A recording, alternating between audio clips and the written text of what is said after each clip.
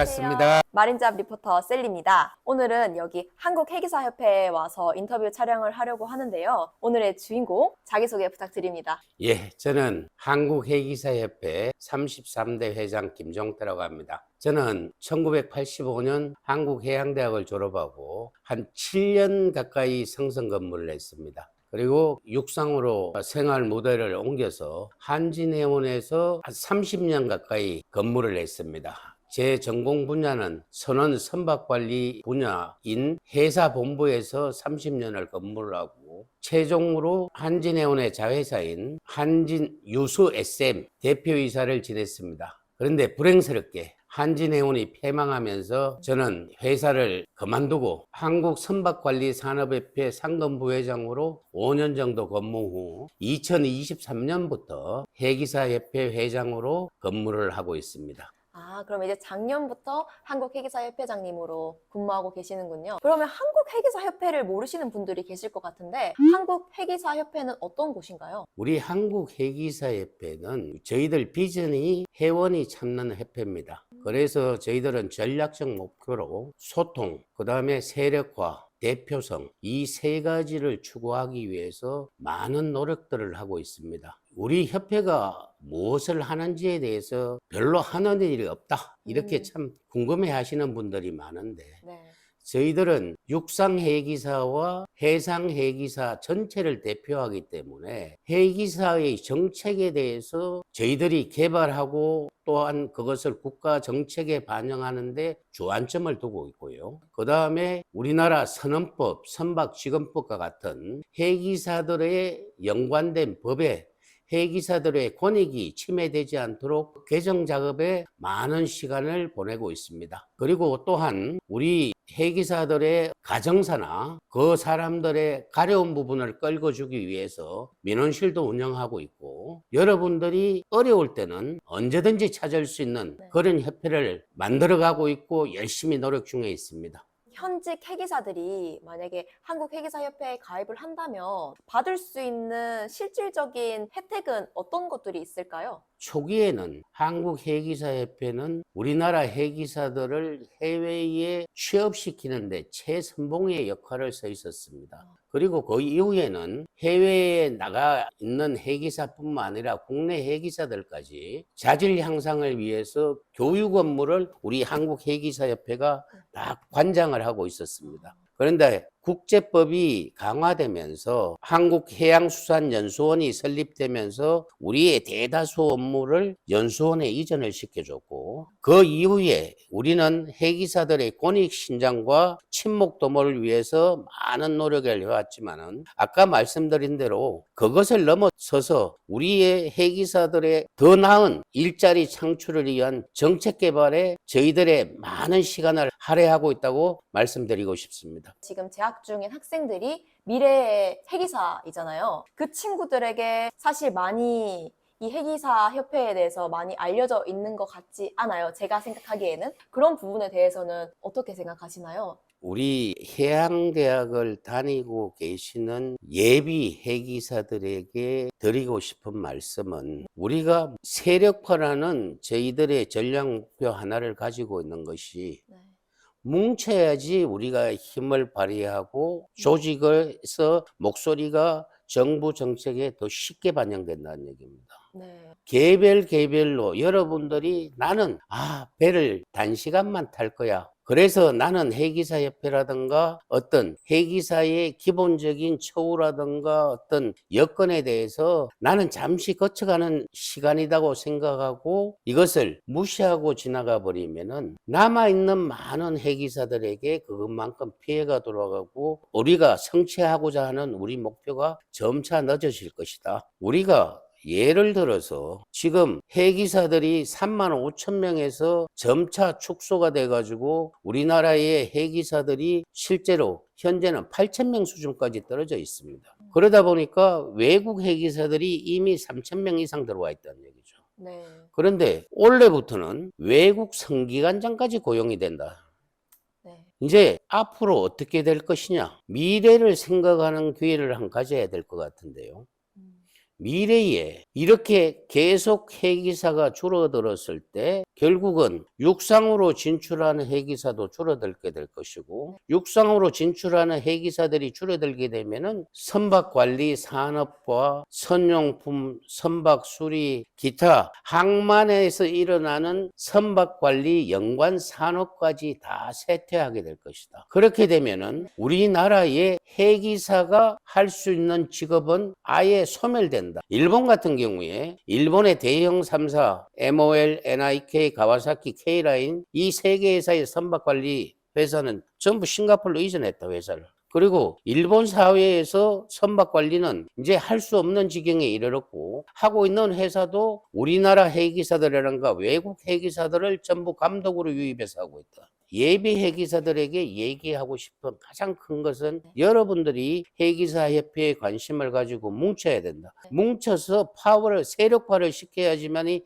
그 파워를 가지고 우리의 권익을 좀 더 잘 보호할 수 있다. 거기에 협조해 주시기를 부탁드립니다. 네, 방금 협회장님이 말씀하신 것처럼 뭉쳐야 산다. 사실 해기사가 대한민국 전 국민을 대상으로 봤을 때는 소수이잖아요. 그렇다 보니까 우리 개개인의 목소리를 내는 것보다 이렇게 뭉쳐서 협력을 해서 앞으로 미래 해기사들의 권익 증진을 위해 해기사 협회에 많은 관심을 가져주시면 좋은 선순환이 되지 않을까 하는 생각을 합니다. 맞습니까? 예, 맞습니다. 작년에 저희들이 2022년도에 미래해기 인력 육성 협의회를 구성했습니다. 여기에는 해양대학도 들어가 있고 관련 단체 11개 단체가 들어가서 저희들이 작년 1년 동안에 정책 개발을 해서 정부에 29가지 아젠다를 정부에 건의를 했습니다. 그중에 74%가 작년 7월 해수부에서 발표한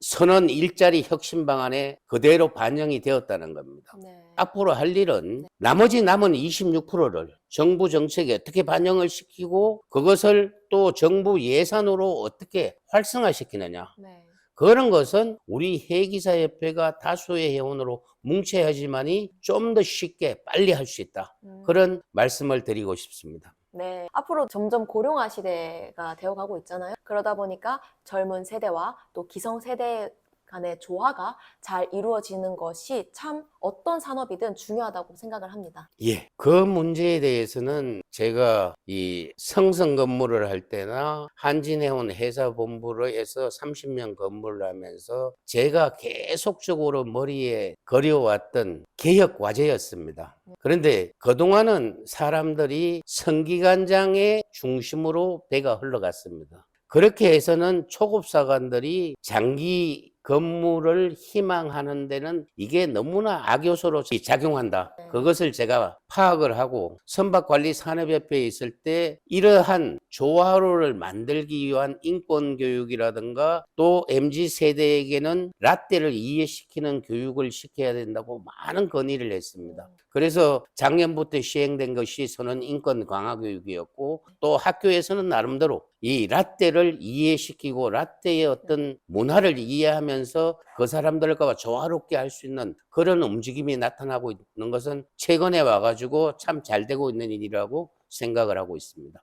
그럼 협회장님, 라떼와 일을 잘하기 위해서는 어떤 꿀팁 같은 게 있을까요? 라떼와 일을 잘하기 위해서 결국은 나를 평가하고 나에게 일을 시키는 사람은 라떼다.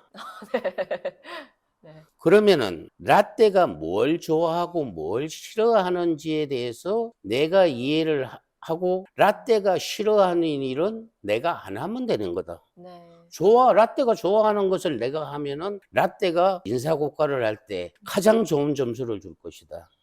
그거는 희생하라는 얘기하고는 또 차원이 다른 얘기다. 네. 내가 그냥 나의 모든 걸 희생해가지고 남들보다 2배의 일을 하고 그거하고는 차원이 다르다. 라떼는 그냥 이 평안히 밤새 잘 주무셨습니까? 요 인사 한마디에도 감동받을 수 있는 사람이다. 그래서 라떼를 조금만 이해를 하고 그 사람들에게 맞는 생활 패턴 몇 가지만 보여주게 되면은 나는 아마 이 성선하는 동안 가장 좋은 사람들과 생활하고 있다고 느낄 수 있는 그런 환경이 만들어질 것이라고 저는 확신합니다. 네. 방금 협회장님이 말씀하신 것처럼 우리가 사회생활에 진출을 하게 되면 인사 정말 중요한 것 같아요. 사실 인사는 돈 드는 것도 아니고 어떻게 보면 많은 노력이 필요한 게 아니잖아요. 그러다 보니까 회사에 출근해서 말씀하신 것처럼 퇴근하시고 뭐 하셨어요? 라든지 그런 것들에 대한 서로의 소통이 필요하다는 말씀이시죠? 그렇죠. 이게 이제 사람을 이해한다는 것은 인사가 가장 기본이고 상대방의 호불호를 정확히 파악하고 있는 게 가장 좋은 방법 중에 하나라고 생각합니다. 네.